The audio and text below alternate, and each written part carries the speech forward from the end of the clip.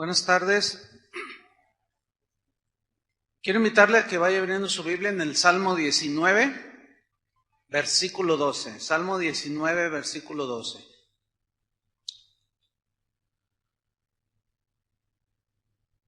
Vamos a seguir con nuestra serie La lucha contra el pecado.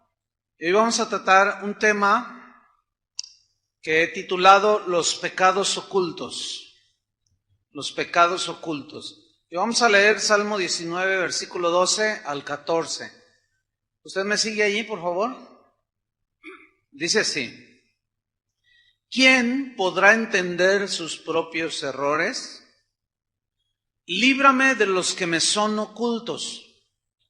Preserva también a tu siervo de las soberbias, que no se enseñoreen de mí. Entonces seré íntegro y estaré limpio de gran rebelión.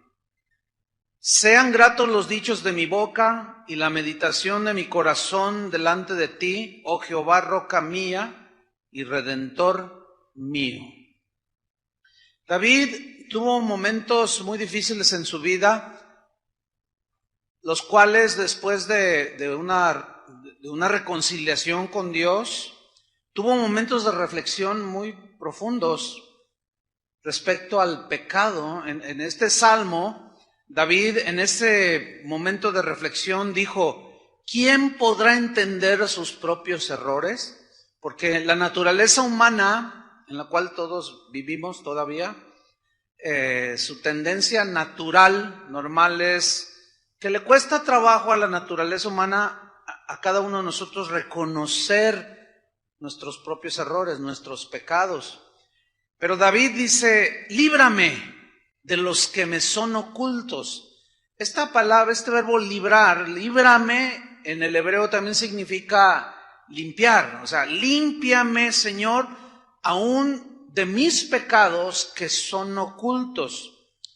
Entonces, vemos aquí tres aspectos en referencia con el pecado en la vida de David y en la de cada uno de nosotros. David, número uno, no solo pidió ser perdonado y limpiado por los pecados de los cuales él estaba consciente, sino también de aquellos pecados que estaban anidados en su corazón, que ni cuenta se daba que ahí estaban.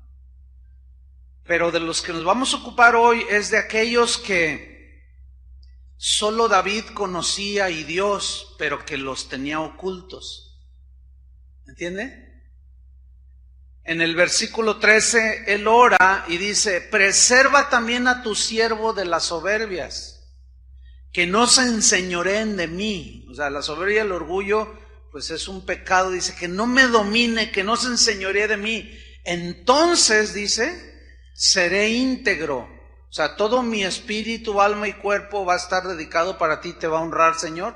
Y estaré limpio de gran rebelión.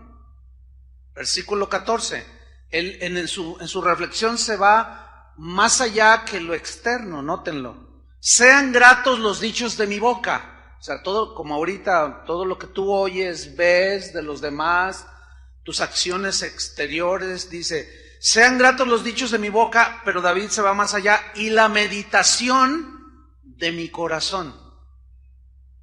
De mi corazón. El corazón en la Biblia se refiere a esa parte más íntima y profunda del ser humano. En ocasiones, cuando leemos corazón, espíritu, en muchas veces es intercalado, son sinónimos en muchos textos en la Biblia, espíritu y corazón, o sea, lo más profundo del ser humano. Entonces David oraba: que sea todo mi externo, sea agradable delante de ti, pero no solo lo externo, sino también lo interno, que es lo más importante, ¿sí? La meditación de mi corazón, y luego dice: delante de ti.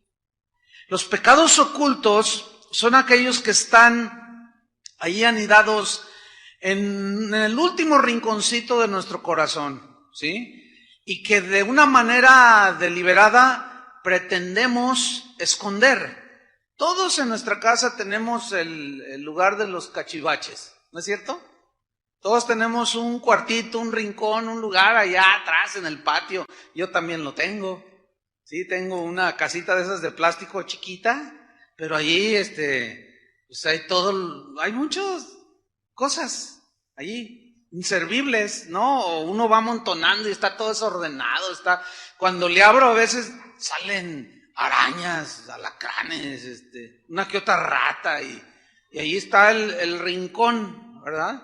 Metafóricamente hablando, los seres humanos, en el último rinconcito de nuestro corazón tenemos esos lugares donde anidan las alimañas, los alacranes, las arañas venenosas, las ratas.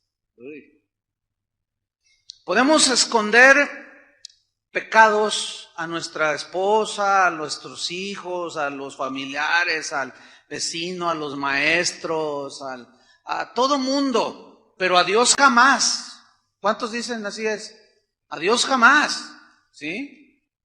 Hay pecados tan ocultos que ni siquiera nos hemos dado cuenta que los tenemos ahí guardaditos, ¿sí? Porque ese lugar de desechos o desordenado, muy pocas veces lo visitamos. Cuando alguien llega a casa, un invitado, tú no le enseñas ese cuarto, ¿verdad que no?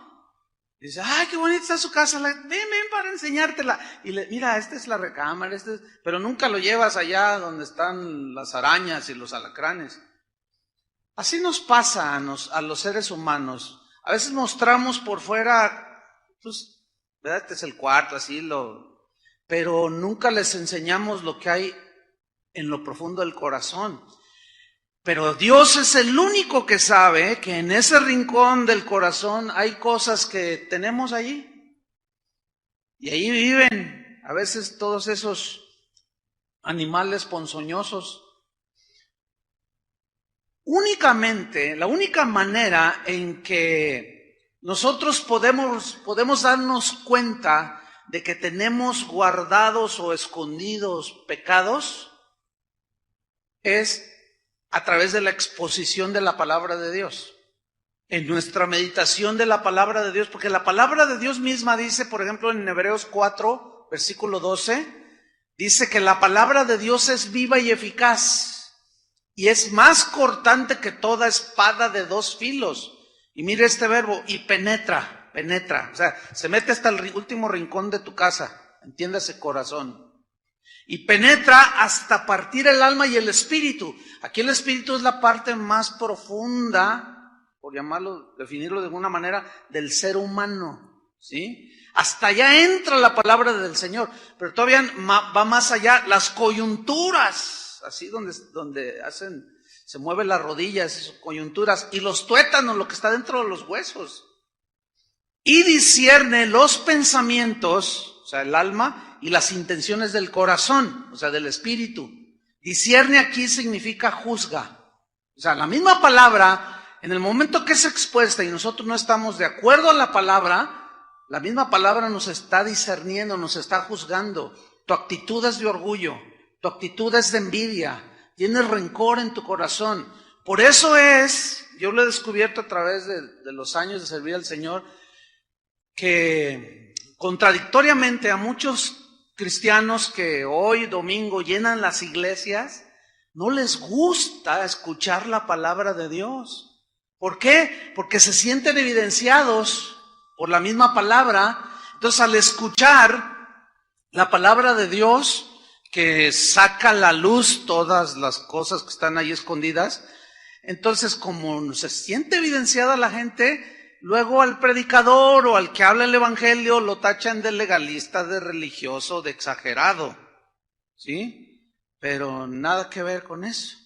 El asunto es que no se quieren enfrentar a su realidad. Versículo número 13 dice, y no hay cosa creada que no sea manifestada en su presencia. Antes bien, dice, todas las cosas están desnudas, descubiertas, no hay nada que pueda cubrir. Todas las cosas están desnudas y abiertas a los ojos de aquel a quien tenemos que dar cuenta. Entonces notemos pues que la palabra de Dios es la única que puede decir la verdadera condición, revelarnos y mostrarnos la verdadera condición de nuestro corazón. Por más que queramos esconder cosas en nuestro corazón, no vamos a poder. Y vamos a ver a través de la enseñanza cómo esos pecados ocultos nos pueden llevar hacia la destrucción, ¿sí? Nos pueden llevar hacia la tragedia, en fin. En Lucas capítulo 8, versículo 15, en este capítulo 8, Jesús habla de la parábola del sembrador. Y dice que el sembrador salió a sembrar, y en el versículo 15 habla de la semilla que cayó en buena tierra. Vean Lucas 8:15. Mas el que cayó en buena tierra, habla del corazón, la tierra que es el corazón. Estos son los que con corazón bueno, subrayen corazón bueno y recto, corazón bueno y recto, retienen la palabra oída, o sea, se anida en el corazón. Y crece y da fruto, dice, con perseverancia. Y fíjense la relación que tienen que ver los versículos 16 y 17 con el fruto, que es inevitable, sea bueno o sea malo, el fruto se va a evidenciar tarde o temprano. Nótenlo, versículo 16. Nadie, dice Jesús, que enciende una luz, la cubre con una vasija. Nadie. Ni la pone debajo de la cama, sino que la pone en un candelero para que los que entran vean la luz. Eso es obvio, ¿no?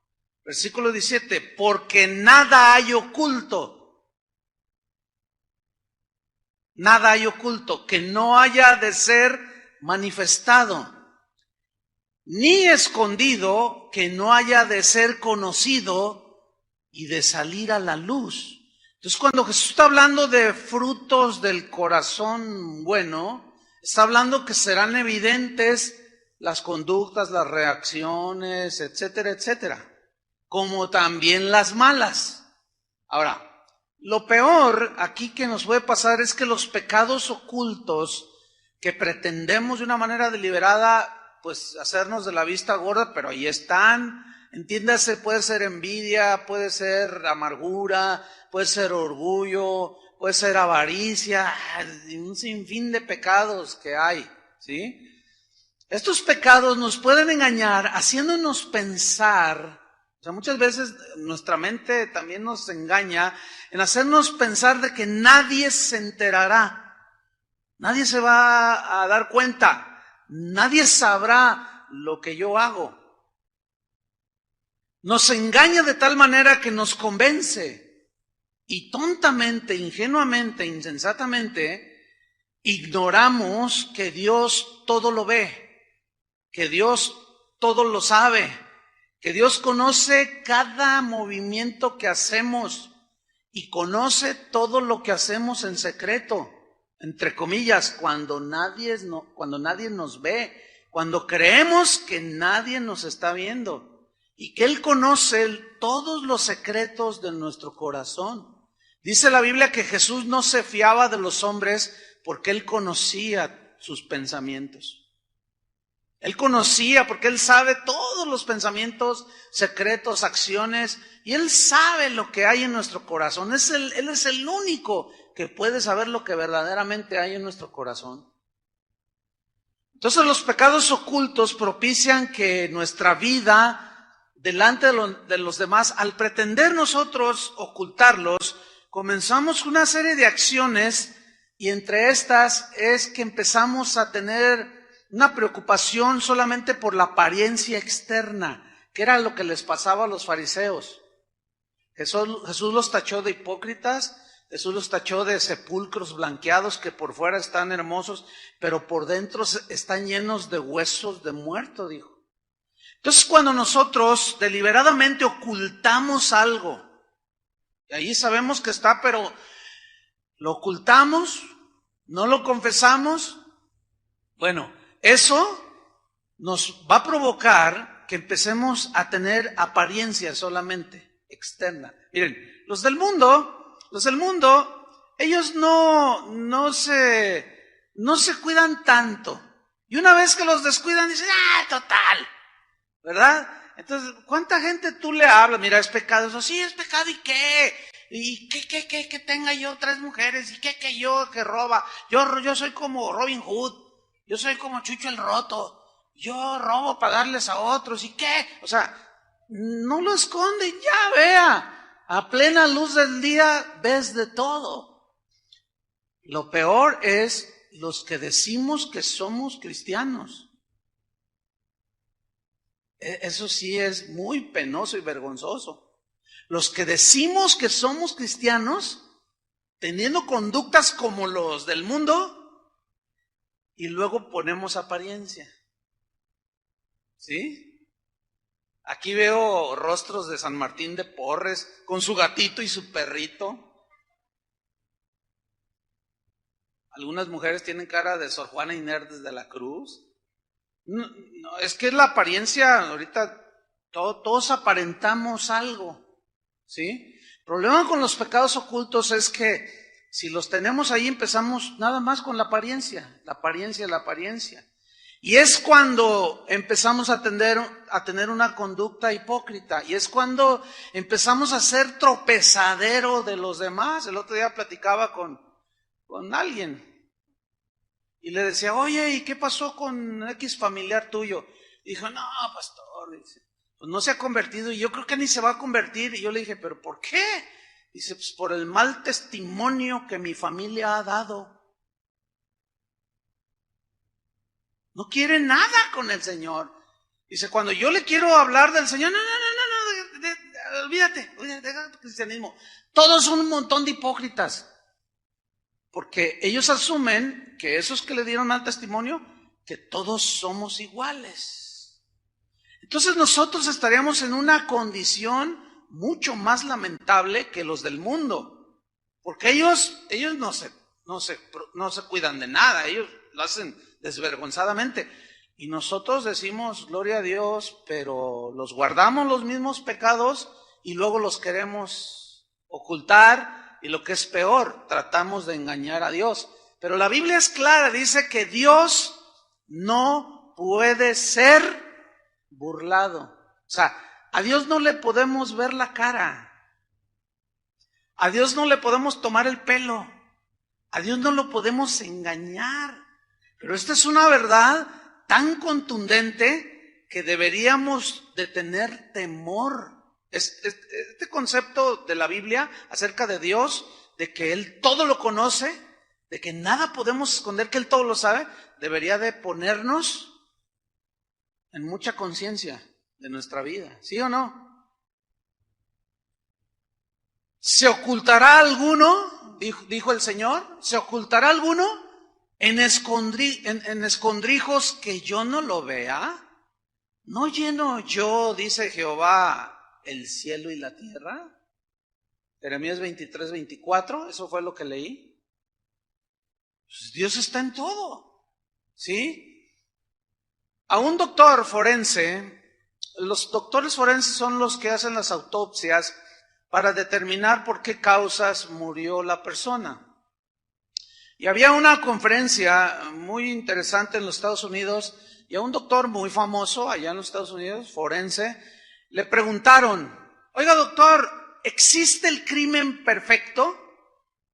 Y él respondió, no hay crimen perfecto. El criminal, dijo, siempre deja alguna huella. Lo que hay son investigaciones imperfectas, pero crimen perfecto no existe. Tarde o temprano saldrá la luz, la verdad. Y junto con eso, en una ocasión yo leí una historia que sucedió también en las costas de California, de un hombre que salió a pescar y anduvo por ahí, regresó, pero ya no llegó a su casa. Y la esposa lo reportó y no lo encontraban, pasaron 2, 3 días, 4, 5, y nada, no encontraban al hombre, como si la tierra se lo hubiera tragado. Unos pescadores de la misma región pescaron un tiburón blanco. Y cuando lo estaban destazando, ¿cuál va siendo su descubrimiento? Espantoso. Encontraron en el vientre del tiburón una pierna y un antebrazo. Entonces los pescadores asumieron y dijeron, este es el desaparecido. Sin duda se lo tragó el tiburón. Y dieron parte a las autoridades, tomaron las partes del cuerpo humano, las llevaron. Los forenses empezaron a determinar, dijeron, este tiene como 5 o 6 días de haber muerto, pero de pronto descubren que esas partes habían sido cortadas con una sierra. Entonces dijeron, a ver. A este no se lo tragó el tiburón y lo mató. Se lo tragó después de muerto. Ese es el trabajo de los forenses. Empezaron a investigar, sí, efectivamente. Descubrieron que esas partes habían sido aserradas, cortadas con sierra. Y empezaron a investigar, claro, ellos no dicen nada. Y empezaron a investigar y quedan con los asesinos. Ellos creyeron que habían cometido el crimen perfecto, lo asesinaron, después lo cortaron, tomaron los miembros del cuerpo del muerto, lo llevaron al alta mar, tiraron las partes del cuerpo, los tiburones se las comieron y dijeron, ya está todo perfecto. Sí, ¿verdad? ¿Cómo no? Y como esa historia, hay cientos, hermanos, de historias. No hay crimen perfecto. ¿Por qué? Porque tarde que temprano la verdad sale a la luz. Hay crímenes que son aclarados 50 años después, 100 años después, qué sé yo. Delante de Dios, hermanos, desde el primer momento Él lo sabe. Dios le dijo a Israel que rechazara los pecados ocultos. O sea, que obedeciera la palabra, que no le hiciera loco, para que me entiendan, ¿sí? Y le sentenció lo siguiente, Números 32:23, Números 32:23, búsquelo. Dios le sentenció esto a Israel, miren lo que le dijo, Números 32:23. Dice así, mas si así no lo hacéis, he aquí habréis pecado ante Jehová. Y sabed, o sea, tienen que estar conscientes, significa sabed que vuestro pecado, ¿qué? Os alcanzará. ¿Qué significa vuestro pecado os alcanzará? Que tarde que temprano saldrá la luz y las consecuencias tendrás que enfrentarlas. Eso significa. Ahora voy a hacer una pregunta que es muy obvia la respuesta, pero lo voy a hacer de esa manera. La pregunta es esta. Un pecado oculto ahí sin descubrirse, nadie lo sabe. Nadie lo sabe. ¿Es pecado antes de ser descubierto? ¿Sigue siendo pecado? ¿Sigue siendo pecado después de ser descubierto también? Sí, claro. No sé si me expliqué. O sea, el pecado, aunque no haya sido descubierto, sigue siendo un pecado. Si es descubierto, sigue siendo el mismo pecado. El problema es que mientras permanece oculto, no hay arrepentimiento. ¿Por qué? Pues porque lo seguimos haciendo, ¿verdad? Lo seguimos haciendo. Así somos los seres humanos. Mientras no me descubran, todo estará bien. Y pasan 10 años. Y el esposo de esos 10 años de casado, tiene 9 años engañando a la señora. Pero un día la señora se da cuenta y lo descubre de manera ocasional. Y le empieza a ver los recados en el teléfono y las fotografías. Y luego se mete a su computadora y ve las cartas y las fotos y hasta un video. Y luego se mete a su Facebook. No, pues ahí descubre todo del marido.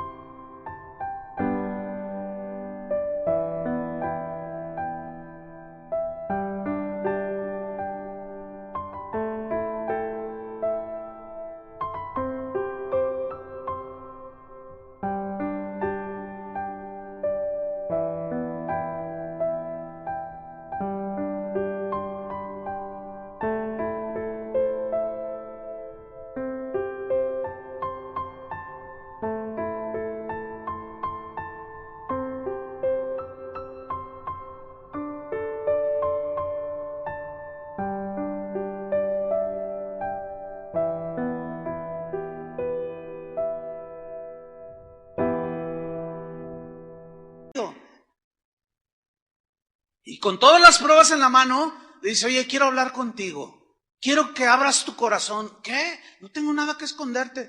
Dime la verdad, no tengo nada que esconderte. ¿Y qué es todo esto? Entonces cuando se ve descubierto, empieza, ¡ay, estoy arrepentido! No sé, no es verdad. Mentira. No está arrepentido. Atención, señoras, esa circunstancia es muy común. No está verdaderamente arrepentido. ¿Por qué? Porque si estuviera arrepentido, no estuviera por 9 años haciendo lo mismo. Lloró y dijo, estoy arrepentido, porque lo descubrieron. Pero en realidad no está arrepentido. Porque el verdadero arrepentimiento nos lleva a aborrecer eso y alejarnos de ese pecado. O la típica también de aquel empleado que descubrieron robando, por 4 años sustrayendo, alterando las notas, falsificando firmas y ganando dinero. Digo, no, esto está...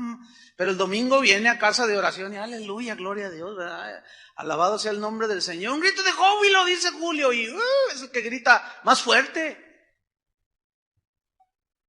Pero de pronto llega un lunes como mañana y se le acerca a la secretaria y le dice, estás en problemas. ¿Qué pasó?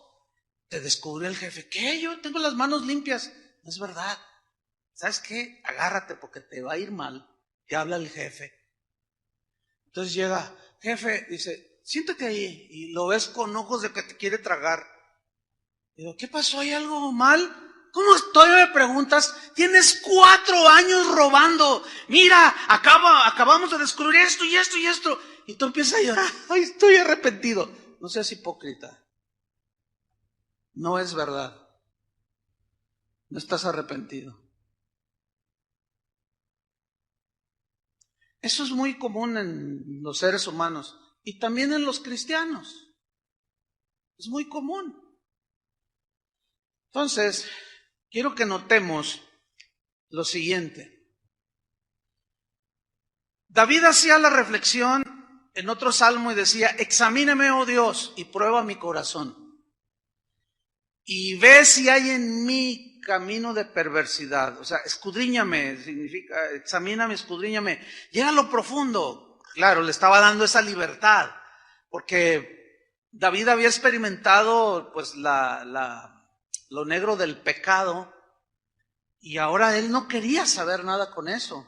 Y por eso le dice, escudriñame y mira mi corazón, prueba, ve si hay en mí, hay algo, revélamelo, porque a veces ni cuenta me doy, Señor.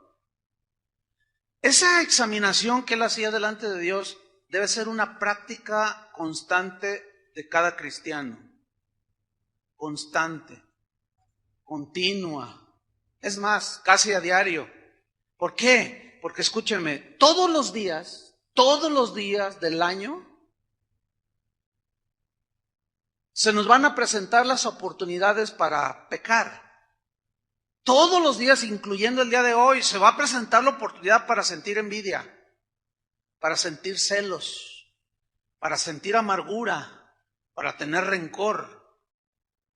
Todos los días se nos presenta la tentación, porque el pecado nos asedia, dice la epístola a los Hebreos. Y debemos despojarnos de todo peso, dice.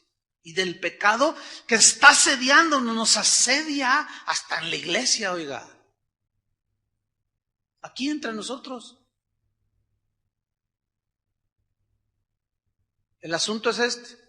Cuando nosotros hacemos ese examen sincero y le decimos, Señor, muestra lo que hay en mi corazón. Y Él nos puede mostrar, porque es el único que sabe lo que hay ahí. Y nos dice, tu problema es envidia, tu problema es orgullo. Y una vez que Él nos muestra, tenemos que hacer algo. ¿Qué? Número 1, pedir perdón. Número 2, desechar ese pecado, sacarlo del corazón y que la sangre de Cristo nos limpie de toda esa maldad. Amén. ¿Qué sucede si no lo hacemos? Este es el problema con los pecados ocultos. Que al pensar que como nadie me ve, nadie sabe lo que hay acá adentro, pues yo puedo seguir allí ocultando ese pecado. Les voy a mostrar en la Biblia cómo los pecados ocultos que no fueron tratados con sinceridad delante de Dios, tarde que temprano se manifiestan. David. Todos conocen la historia de David. 1 Samuel capítulo 11 y 12. No tienen que buscarlo, es mucho para leer. Conocen la historia todos. ¿Qué sucedió? Había un pecado oculto en el corazón de David que no lo trató. Y dice que en una ocasión él se paseaba y estaba descansando en el balcón del palacio. Y de pronto miró hacia un lado y vio así en la casa continua que estaba una mujer bañándose, dice. Y dice la Biblia y lo subraya que era una mujer muy hermosa. Ahora, hay cosas que los hombres no podemos evitar. No podemos evitar que una mujer imprudente deje la ventana abierta. ¿Cómo? Yo no puedo impedir cuando salgo a la calle encontrarme con mujeres que van casi desnudas. ¿Cómo evitarlo? O sea, el problema no está en ellas. El problema estaría en uno. ¿Entiende? Yo no puedo evitar que Dios bendiga a otros más que a mí. Eso no debería ser un problema. El problema está en que yo sienta celos, en que yo sienta envidia. El problema no está en el que me ofendió, sino cómo proceso la ofensa en mi corazón. Espero me esté explicando. Entonces, el problema no está en los demás. El problema está en mí. ¿Cuál es la actitud de mi corazón ante los celos, la envidia, la avaricia, la ofensa? Ese es el asunto. Esas son las cosas que secretamente podemos estar guardando. Entonces, en ese momento David se quedó clavado. ¿Entienden? Y se quedó mirándola. ¿Por cuánto tiempo? ¿Cuánto se tarda una mujer en bañar? Se quedó mirando. Y aquello que estaba ahí se despertó, se potenció. ¿Entienden? Y la mandó llamar, se acostó con ella, quedó embarazada. Le manda un recado, estoy embarazada. Y David reacciona y dice, ¿y ahora qué voy a hacer? ¿Qué voy a hacer? Ya sé. Y le manda a llamar al general. Manda a traer el esposo de esta mujer y dile que se venga para que esté unos días con su esposa. Que yo, el rey, bondadosamente le estoy dando unos días de asueto. Ya viene el 1 de mayo y que se venga unos días con su esposa. Fíjense la trama de David. Queriendo ocultar su pecado, quiso hacerlo de esa manera. Entonces mandan traer a Urías, se llamaba el esposo de Betsabé. Era un soldado fiel. Lo manda a traer y le dice, mira, pues estate unos días de descanso allí con tu mujer. Y obviamente David asumía que al estar allí, pues iba a tener relaciones con su esposa y ya ese bebé, pues es de él, ¿verdad? Y así yo oculto mi pecado. Fíjense nada más. Escuchen bien, estoy hablando de un hombre de Dios. ¿Qué significa esto? ¿De qué nos habla esto? Que nadie de nosotros está exento. Pero vean cómo el pecado oculto ¿a dónde nos puede llevar? Entonces aquel soldado reaccionó como un soldado fiel y dijo, no, ¿cómo? Yo no soy un cobarde. Estamos en tiempo de guerra. ¿Cómo haría yo eso? Habrá tiempo para todo. Ahorita es tiempo de defender el reino. Y no quiso entrar a su casa. Entonces David, desesperado, dijo, ¿y ahora qué haré? Que ya nomás le faltó que dijera, ¿cómo le hago, Dios mío? No, es que a veces así nos las gastamos. Señor, ilumíname, ¿qué hago? Entonces, o sea, a veces estamos tan corrompidos ya. Claro, él no dijo nada de eso, pero tuvo otra reacción. Manda a traer al jefe del ejército y le dice, ponme a Urías al frente de la batalla, para que cuando los arqueros lancen sus flechas, ahí quede. Y de esa manera, pues ya ¿Verdad? Aquí estuvo Urías, nadie se enteró que no entró a su casa. Bueno, está embarazada, sí, pero fue de Urías.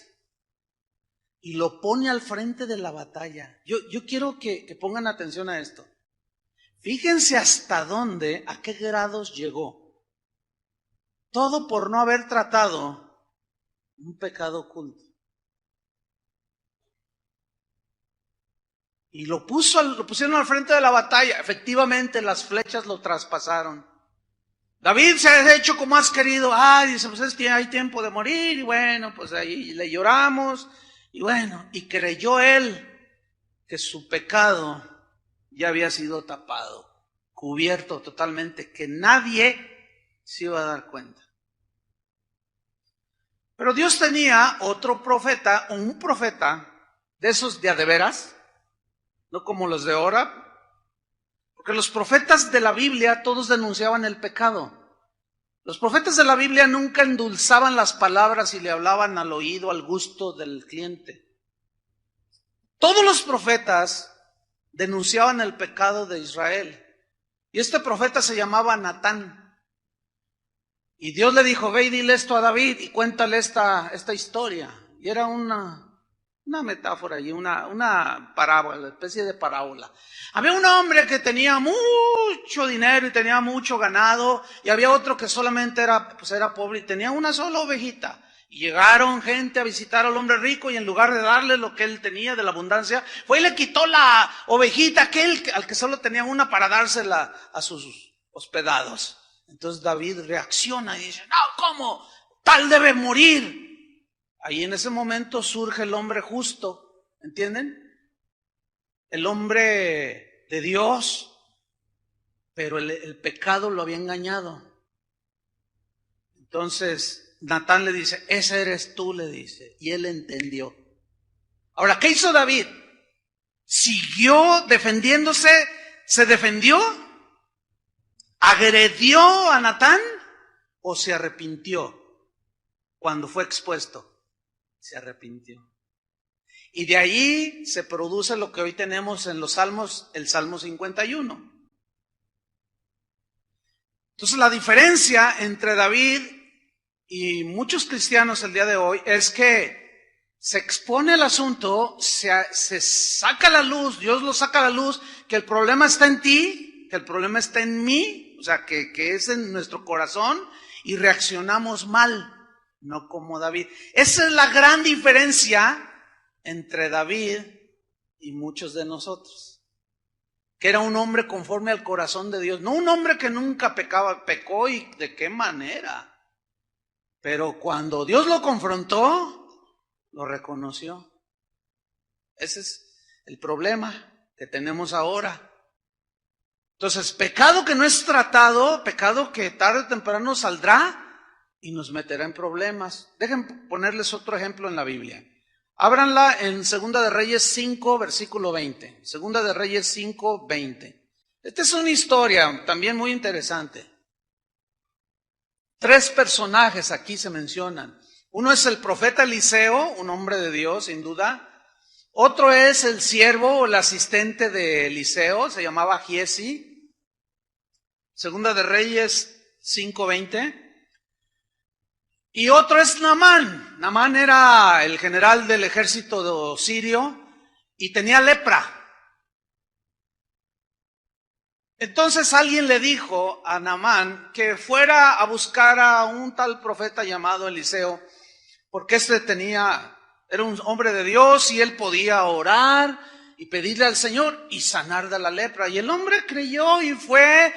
Y le mandan llamar a Eliseo, pero él simplemente dice, bueno, díganle a ese general que se sumerja 7 veces en el río y será sano. Entonces van y le dicen que te sumerja 7 veces y el hombre se enoja y dice, no, ¿cómo? Este río está mugroso y los ríos de donde yo vengo son limpios. Y se va todo enojado, pero alguien va y le dice, no pierdes nada. Lo hace reaccionar. Dice, no pierdes nada, ve, ¿qué te cuesta obedecer? Ve y sumérgete 7 veces. Tienes razón. Y va, 1, 2, 3, 7, y sale limpio. Entonces él sorprendido y maravillado dice, Pues alabado sea el Señor. Entonces va con Eliseo y le dice, Eliseo, por favor, mira, Dios me sanó. Y empieza a hablar del milagro que había recibido. Entonces le dice a Eliseo, yo te doy lo que me pidas. Era un hombre muy rico y además muy generoso. Dice, traigo plata, traigo oro, traigo vestidos, traigo comestibles, tengo ganado. Lo que quieras, pídeme, te doy todo lo que quieras. Oye, me hiciste semejante milagro. Y Eliseo le responde, no, ¿cómo yo voy? En otras palabras, como dice una versión, no, ¿cómo voy a traficar yo con el don de Dios? Si esto es de gracia, ¿cómo yo voy a pedir favores materiales porque Dios hizo a través de mí algún milagro? No, y rechazó toda dádiva a cambio del milagro. Y Giezi mirando todo. Y miren lo que dice, 2 de Reyes 5:20. Entonces Giezi, ¿lo tienen ahí? Criado de Eliseo, el varón de Dios, dijo entre sí, subraya esa frase, dijo entre sí. Quiero que note que la Biblia, o sea, el Espíritu Santo que inspiró la Biblia, fue el que dice que Eliseo dijo entre sí. O sea, ¿qué quiere decir? Que el Señor conoció.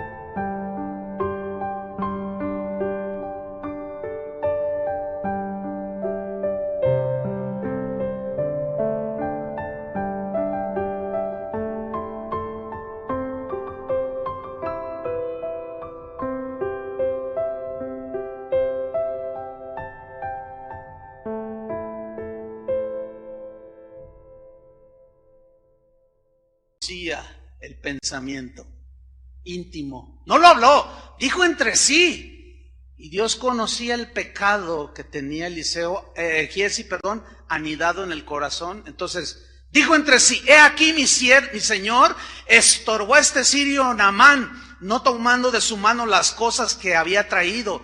Vive Jehová. Fíjate el lenguaje que usa: alabado sea el Señor. Se me hace que Giesi venía a casa de oración. Se sabía el lenguaje: alabado sea el Señor. ¿Cómo estás? Bendecido, hermano. ¿Tú crees que las promesas? Amén, hermano, aleluya, gloria a Dios, a su nombre, gloria. O sea, se sabía todo el lenguaje. Lo utiliza el lenguaje: vive Jehová, que correré yo tras él y tomaré de él alguna cosa. Fíjate, alabado sea el Señor. Yo voy a ir detrás de este sirio y voy a tomar alguna cosa. Alabado sea Dios. Pero yo, Eliseo, ay, qué tonto. Yo sí rechazó la bendición de Dios, dirían algunos hoy. Pero Eliseo tenía bien claro que él no podía traficar con su don. Ahora, yo les hago una pregunta a ustedes: ¿cuál era el pecado oculto de Giesi? ¿Alguien me puede decir? La avaricia. Ahí estaba. Ahora, él vivía con Eliseo, y Eliseo pues era un hombre austero, dedicado completamente a la obra de Dios. Había otros que no lo eran tal. David vivía en un palacio, Abraham tenía muchas posesiones, etcétera. Pero en este caso, Eliseo, bueno, no vivía así en una opulencia, digámoslo así. Y Giesi de alguna manera anhelaba algo que miraba en otros, y tenía muy escondido en su corazón, ¿qué? La avaricia. Sin duda había oído hablar muchos mensajes a Eliseo sobre ese punto, pero no surtieron ningún efecto. ¿Por qué? Porque Giesi jamás trató delante de Dios ese pecado oculto. Igual que el joven rico que se acercó a Jesús: ¿qué debo de hacer para tener vida eterna? Los mandamientos sabes. Sí, no adulterarás, no robarás, no dirás falso testimonio. Todo eso lo he guardado desde mi juventud. Ok, dice, qué bueno, pero ahora vende todo lo que tienes y dalo a los pobres. Y no quiso, porque dice la Biblia que era muy rico. ¿Qué hizo Jesús ahí? Sacó a la luz el verdadero problema de ese hombre, de ese joven. ¿Qué era? La avaricia. Pues es bueno no matar, no robar, dar honra a los padres, todo eso es bueno. Y para eso estamos, para hacer lo bueno. Pero lo malo Dios lo quiere sacar. Y este joven tampoco quiso. No quiso tratar ese asunto. Y ahorita ese hombre, ese joven, tiene casi 2000 años siendo atormentado en el infierno. Piensen en eso. Versículo 21. Y siguió Giesi a Naamán. Y cuando vio Naamán que venía corriendo tras él, se bajó del carro para recibirle y dijo: ¿va todo bien? Y él dijo: bien. Lean con cuidado lo que le dice: mi Señor me envía a decirte. ¿Era cierto? ¿Cómo se llama eso? Mentira. ¿Qué hizo David? Quiso ocultar. Aquí Giesi, por medio de una mentira, quiere hacer efectiva su avaricia. Es que mi Señor me envió a decirte: he aquí vinieron a mí en esta hora del monte de Efraín 2 jóvenes de los hijos de los profetas. ¿Ven cómo todo lo relacionaba con lo religioso? 2 jóvenes de los hijos de los profetas. ¿Quién había dado la orden que se zambullera? Un profeta. Entonces, obviamente, en la inexperiencia de Naamán, dijo: ¿profetas? No, lo que quiera. Mira lo que dice: te ruego que les des un talento de plata. Según él dijo que le había dicho Eliseo, ¿no? Te ruego que les des un talento de plata y 2 vestidos nuevos. Ahora, un talento de plata, un talento es una medida, ¿sí? Son aproximadamente 34 kilos. 34 kilos de plata. La plata actualmente vale como 10,000 pesos. Si son 34 kilos, ¿cuánto dinero en la actualidad sería? 340,000, algo así, ¿no? Fíjate. Dice Eliseo que le des 340,000 pesos. Es bastante dinero, ¿no? Y que le des 2 trajes de marca. O sea, finos, ¿no? 2 vestidos nuevos, no usados, nuevos. Fíjate, su avaricia le puso pues esas cosas materiales. Ahora, vamos a ver el 23. Y dijo Naamán, te ruego que tomes 2 talentos. O sea, el tipo está agradecido, El tipo estaba agradecido y quería recompensar de alguna manera. El hombre era rico, pero era generoso. Hay gente rica que no es nada generosa.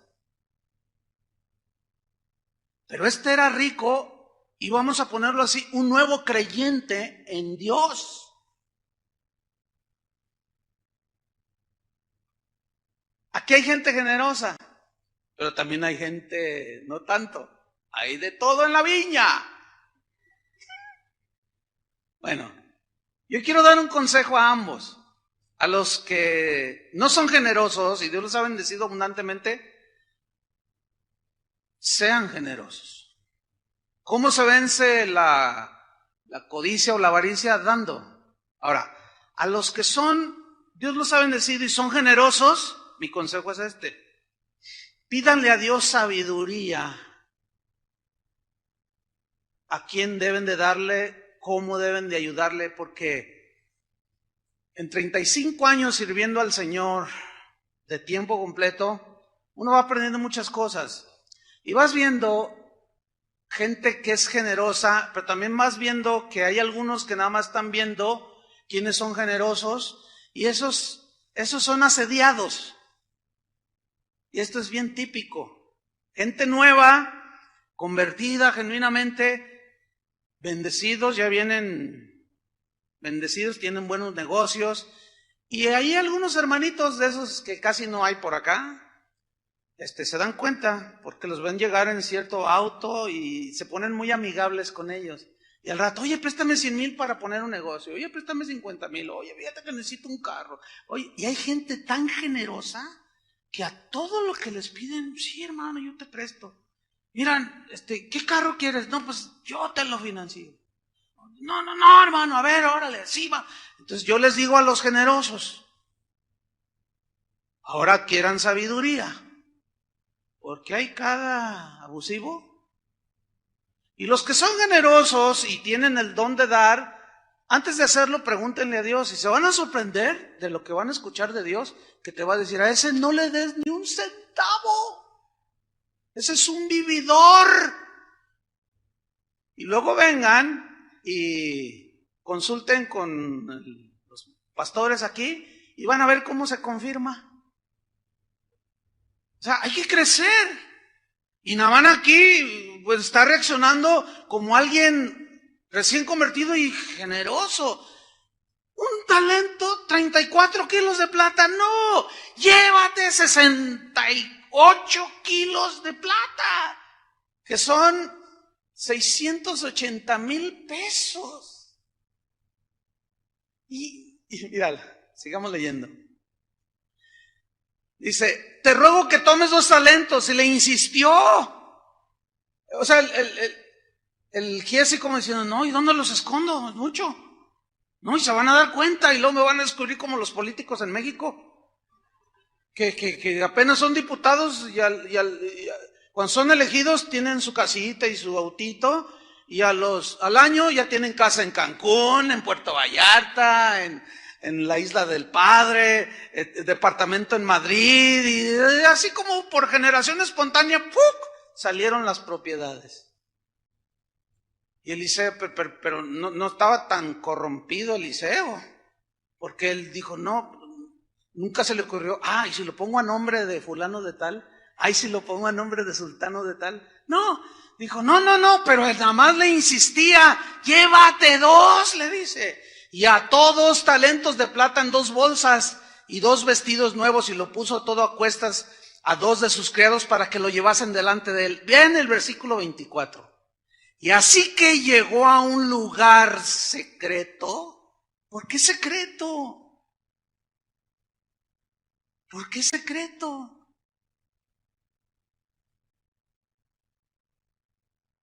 donde nadie, entre comillas, se diera cuenta. Y él tomó de mano de ellos y lo guardó en la casa y en un lugar secreto, allá donde están los cachivaches del corazón, ¿sí? Luego mandó a los hombres que se fuesen. Ya vayan, ya, váyanse. Y luego, vean la conducta y el comportamiento totalmente nada que ver, Versículo 25. Y él entró y se puso delante de su señor. Ahí estaba Eliseo. ¿Y cuánto se tardó en ir y alcanzarlo y luego regresar? Vamos a ponerle 1 hora y media, 2 horas. Entonces ya llega, ¿verdad? Y se pone enfrente de él. A tus órdenes, gloria a Dios, aleluya, amén. Se puso delante de su señor y Eliseo le dijo, miren, lean. Eliseo le dijo, ¿de dónde vienes, Giezi? Y él dijo, tu siervo no ha ido a ninguna parte. ¿Ven? ¿Ven cómo aquí ya es una conducta totalmente hipócrita? Mentira, más mentira. O sea, su corazón Dios lo estaba descubriendo, pero él insistía en ocultarlo. Por lo tanto, su conducta empezó a ser diferente delante de Eliseo. Nada más que a Giezi se le olvidó que en ese tiempo los profetas, tanto como los sacerdotes y los reyes, tenían el Espíritu Santo. Y el Espíritu Santo es Dios. Y el Espíritu Santo le reveló, le mostró la conducta de Giezi. Y dice, entonces le dijo, ¿no estaba también allí mi corazón cuando el hombre volvió de su carro a recibirte? Y le pregunta, ¿es tiempo de tomar plata y de tomar vestidos a cambio del don, de la gracia de Dios, de los favores de Dios? Olivares, viñas, ovejas, bueyes, siervos y siervas, Giezi. Por tanto, vean, aquí está la consecuencia. Aquí está lo trágico. La lepra de Naamán se te pegará a ti y a tu descendencia para siempre. Y salió de delante de él leproso, blanco como la nieve. ¿Qué sucedió aquí? Su pecado, ¿qué? Lo alcanzó. Pero quiero hacer mención a algo. En el siguiente capítulo, más adelante en la Biblia, se muestra que Dios sanó a Giezi. Lo limpió de la lepra. ¿Por qué creen ustedes? Porque se arrepintió, hermanos. Y sin duda, ser leproso en ese tiempo era lo peor que le podía pasar a una persona. Recibir el rechazo de todos. Porque la lepra es símbolo del pecado. Y recibió el rechazo de todos. No, está leproso. Sintió de todo. Pero él se dio cuenta, que es lo que nos falta muchas veces a los cristianos hoy, darnos cuenta que el problema no está en el que rechaza al leproso, sino en el leproso. Entonces trató el asunto. Y Eliseo oró y en la misericordia del Señor sanó a Giezi. Ese es el Dios que tenemos, hermanos. No tolera el pecado y quiere limpiarnos de todo lo que está ahí adentro. Ahora bien, tal vez tú digas, bueno, hermano, yo no tengo grandes pecadotes, yo tengo pecadillos. ¿Ven? Son pecadillos sin importancia, como todos, como cualquiera. Mamá, le dice el niño, mamá, ¿qué quieres, hijo? Es que lo que dijiste no es cierto, mamá. Ay, no importa, hijos, es una mentirilla sin consecuencias. Mentirilla, pecadillo. Mentirilla piadosa, dice acá. ¿Pecadillos? Pablo dice, todo me es lícito, pero no todo me conviene. Todo me es lícito, pero no me dejaré dominar. Hay cosas lícitas que nos pueden atrapar de tal manera que se convierten en pecado. Es verdad esto, ¿eh? Hay cosas que en sí mismo no son malas. O sea, ver un noticiero en la televisión es lícito, o sea, no pasa nada, espiritualmente no entiendo. Pero si estás atrapado por la televisión y te la pasas 6 horas, 7 horas o la computadora o en el Facebook, ahí ya te atrapó. ¿Por qué? Porque estás descuidando a tu esposa, a tus hijos, tu trabajo, tu relación con Dios, y estás metido ahí en el Face, ahí con tu Face. Ahí está el asunto. Pecadillo, no. Bueno, abran su Biblia en Cantares 2:15. Vamos rápido. Aquí hay un versículo que tiene una metáfora, una aplicación muy interesante. Cantares 2:15 dice así: cazadnos las zorras. Y yo quiero subrayar lo siguiente: las zorras pequeñas que echan a perder las viñas, porque nuestras viñas están en cierne. Ok, ¿qué quiere decir este versículo? Mira, la palabra zorras en el hebreo es una palabra que también se traduce por chacales. El chacal pues, es una especie de lobillo, de zorrillo también, chiquillo, son chiquillos, no son, porque hay diferentes según la raza, ¿verdad? Hay lobos bastante grandes. Bueno, aquí habla de ese tipo de animalitos. Esas zorritas, esos chacalitos, no crecían mucho, son como los perritos, es tacita de té que le llaman chiquitos. Pero, ¿por qué dice cazarlas? Cazar es matarlas. Agárrate el arco, agárrate la flecha. En ese tiempo, no, agárrate la lanza y no permitas que esas zorras pequeñas echen a perder las vides. Entonces, cazaban las zorritas pequeñas. ¿Por qué? ¿Por qué? Porque la zorra, esos animalillos, escarbaban para hacer sus madrigueras junto a las vides. Les gustaba. Dañaban las raíces, destruían por lo tanto la vid. Y a eso hay que añadirle que a esas zorritas, esas chacales, esos pequeños animalillos, les gustaban los primeros frutos de la vid, las uvillas que iban saliendo.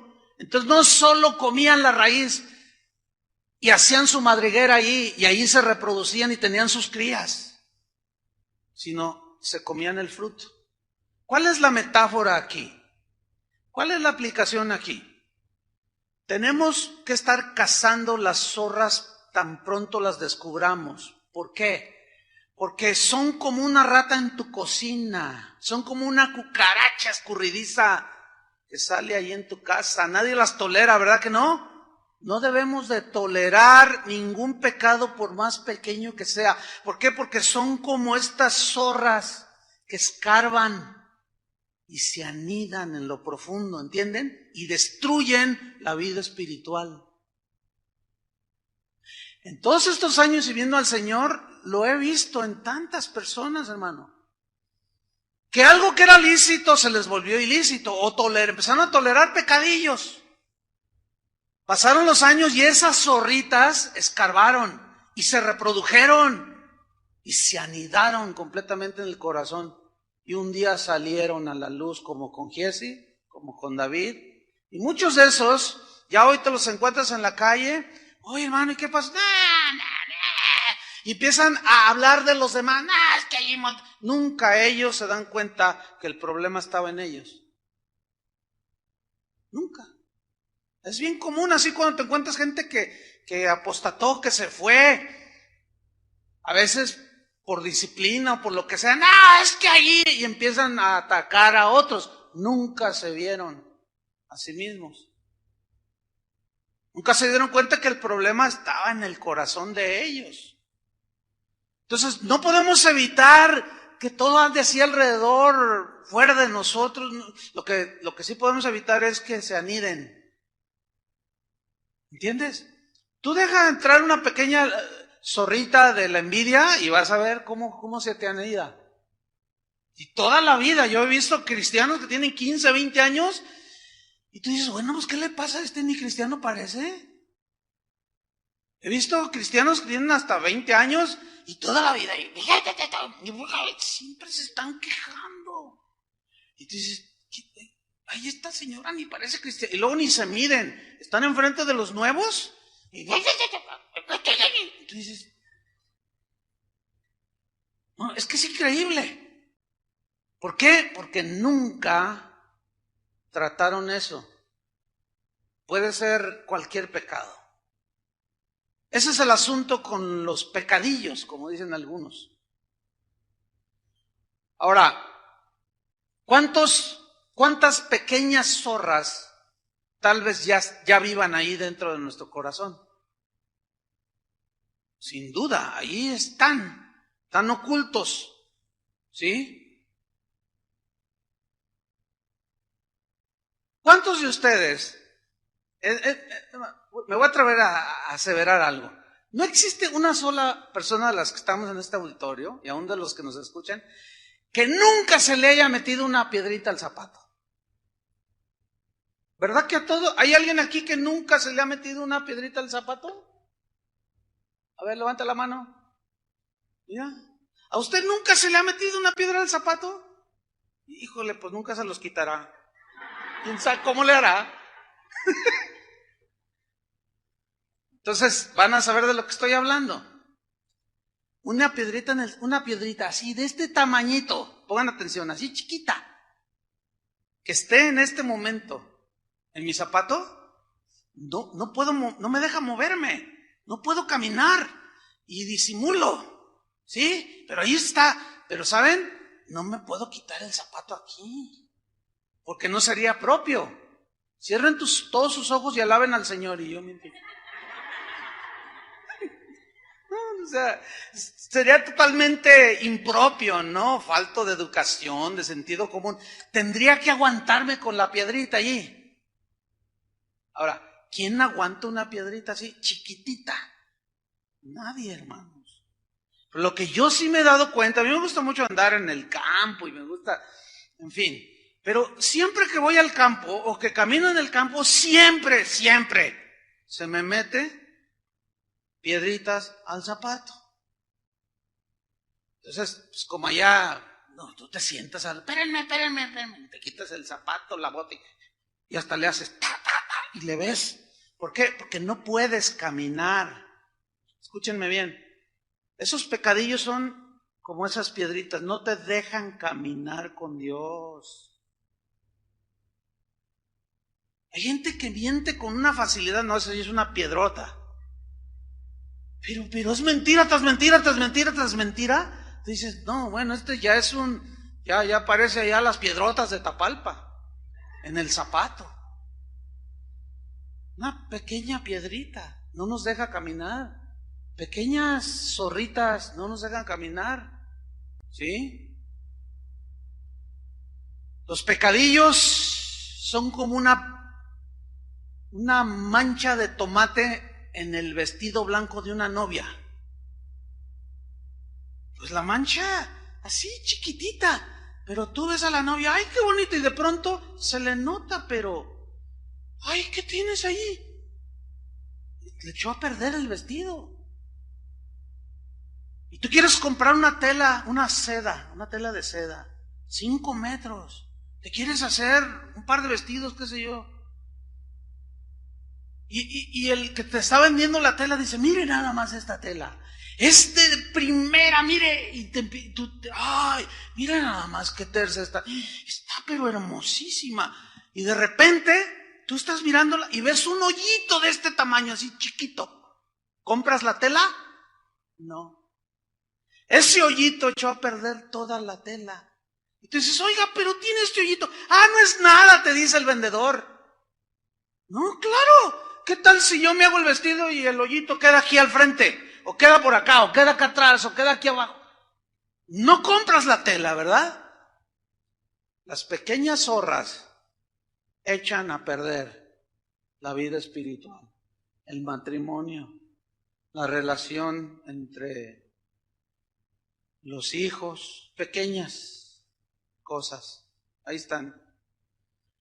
Pablo decía, porque os celo con celo de Dios, pues os he desposado con un solo esposo, para presentarlos como una virgen, como una novia pura a Cristo, sin mancha.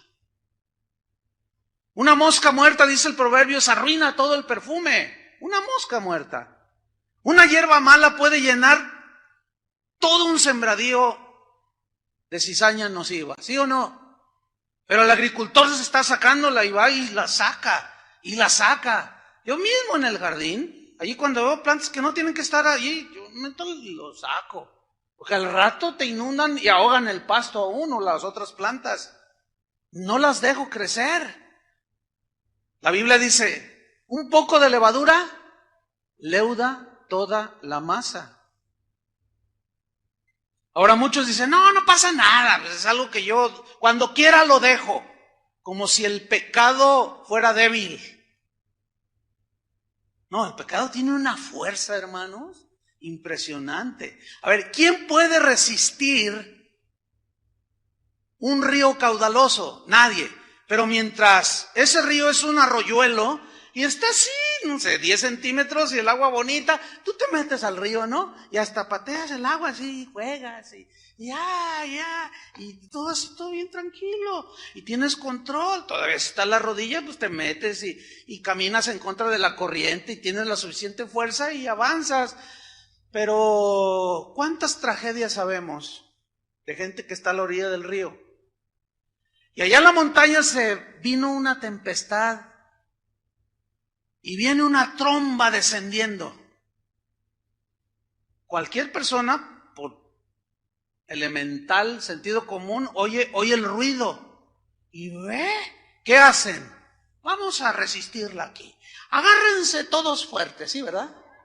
No, a correr. La Biblia dice, huid de la fornicación, huid.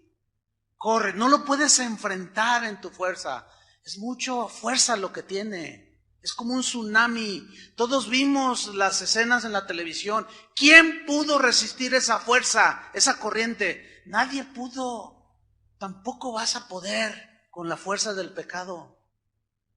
Arrastró a David y era un hombre sólido. Arrastró a Giese, ha arrastrado a muchos. No podemos, hermano. Mira, a mí una vez me arrastró una corriente marina.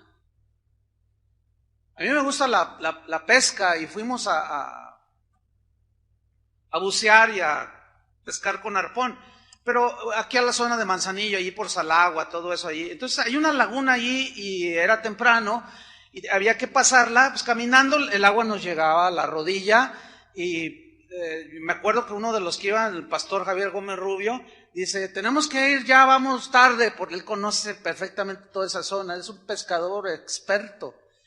Y dice, tenemos que avanzar rápido porque aquí de pronto, poquito después de las 6 de la mañana, se levanta la marea crece y se mete hacia la laguna, una lagunilla que hay ahí. Entonces vamos rápido y ahí vamos caminando y el agua nos llegaba a la cintura y podíamos fácilmente, sentíamos la fuerza de la corriente que iba hacia la laguna, pero pues podíamos y ahí vamos caminando. Pero como a mí siempre me ha gustado contemplar la naturaleza, el amanecer, la puesta, yo soy así, a mí me gusta.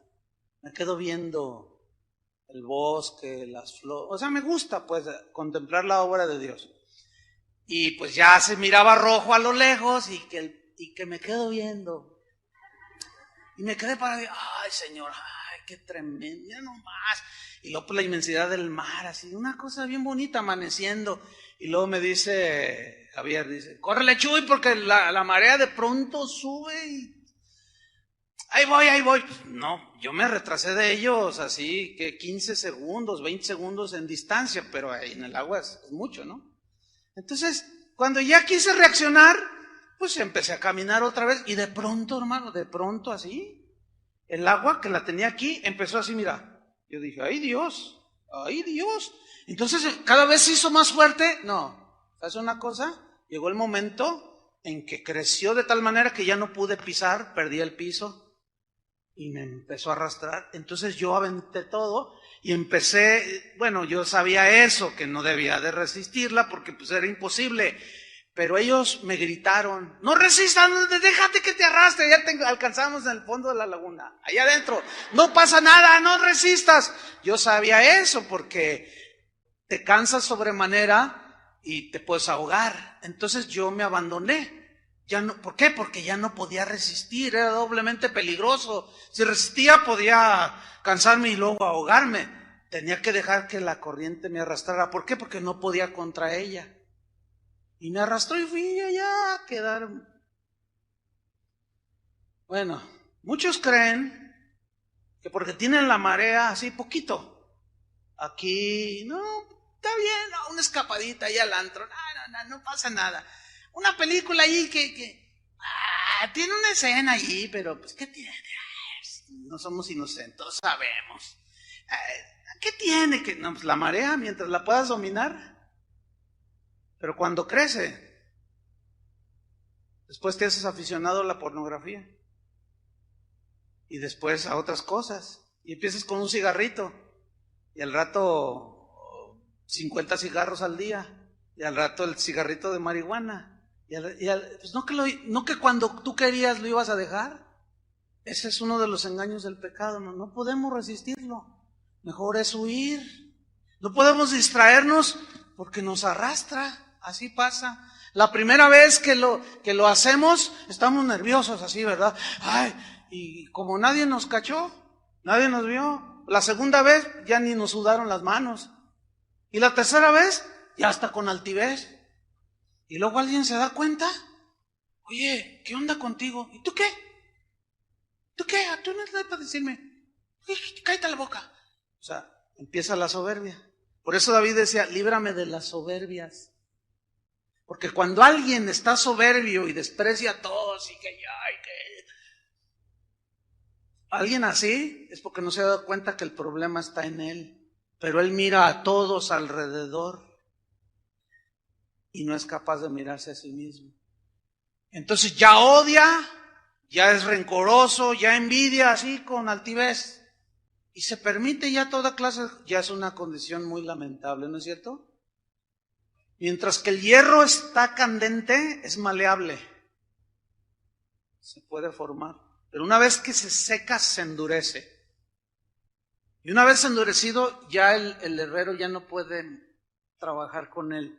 El pecado endurece el corazón, hermanos. Ni más ni menos. Déjeme terminar con esto. Para los que dicen que pueden controlarlo y todo. El 5 de febrero de 2013, o sea, hace un par de meses, salió una noticia. Yo lo vi en el noticiero de López Dóriga y me quedé bien impactado. Dice, mire a continuación algo que, bueno, si quiere verlo está bien y si no, pues sugerimos discreción. Sonora, México. Un circo, un domador con un tigre. ¿Cuántos lo vieron? ¿Se acuerdan de eso? Porque es reciente. Y el tigre le daba sus chicotazos y obedecía. Y hubo un momento en que, ¿cuál domar? Se le lanza al hombre. Yo no sé si ustedes han visto un tigre en vivo y en directo. Si no, pues todos lo conocemos, pero en vivo se ven impresionantes. Son unos animalones. A mí me tocó ver uno cuando estaba chico. El domador le hizo el látigo y el tigre se levantó así. Y luego él se le puso así. Y con las manos, dizque lo detenía. Pero estaba el tigre así, mire, el tigre más de 2 metros 20. Parado así. Las garras eran del tamaño de la cabeza. Es un animalón. Pero ¿saben qué? Ese hombre que fue devorado por ese tigre, lo tenía desde cachorrito. Creyó que lo había domado y lo dejó crecer. Cuando yo vi esa, dije, ¡ay, qué tremendo! Entonces y agarré mi computadora y me puse a buscar. Domadores devorados por el león. No, hermano, mire, haga lo que yo hice. Y va a ver cuántos videos salen ahí en Tuyú. Pero mire, son escenas reales de serpientes que fueron mordidas, que las tenía encantadas.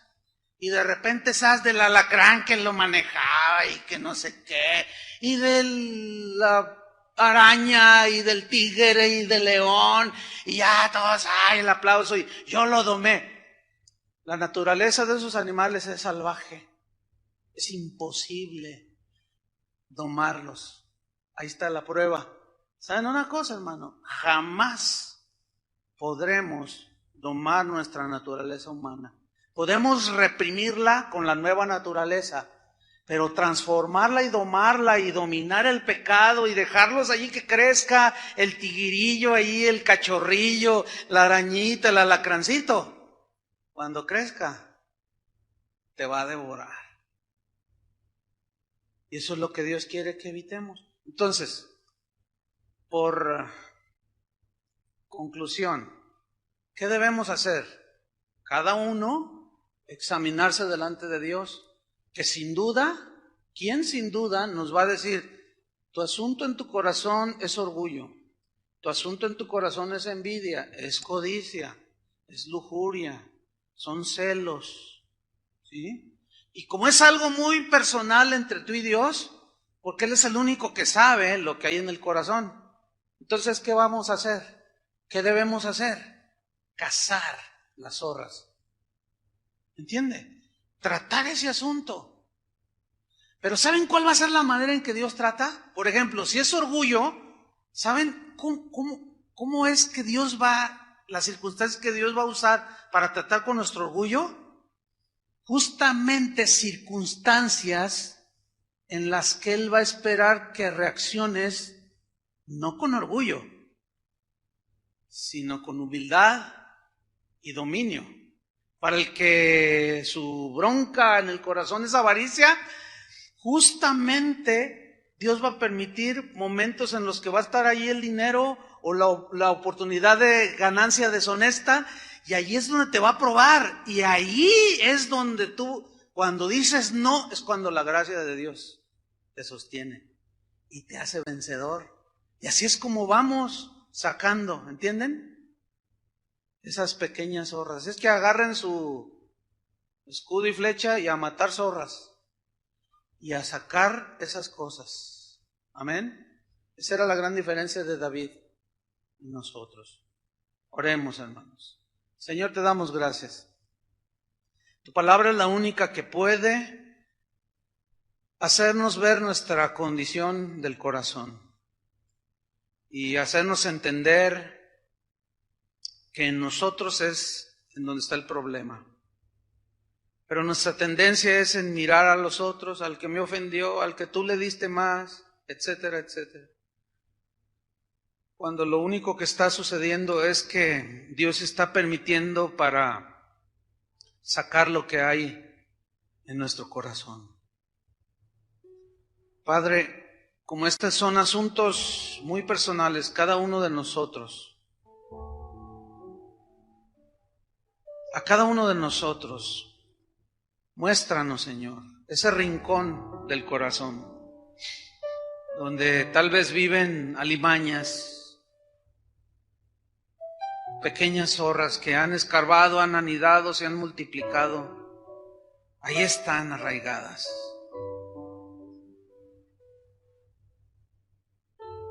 De los pecados que nos son muy claros, Señor, que son muy obvios,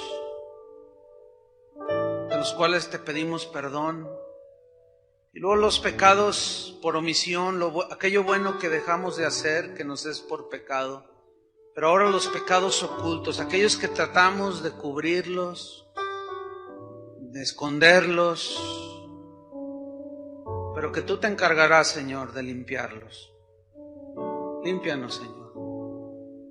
Tu sangre preciosa es poderosa para limpiar toda nuestra maldad, Señor.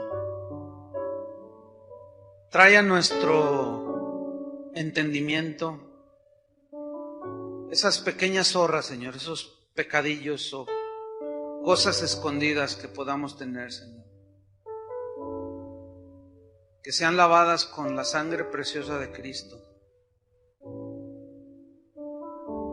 Guárdanos entonces, Señor, entonces seremos íntegros y libres de las soberbias.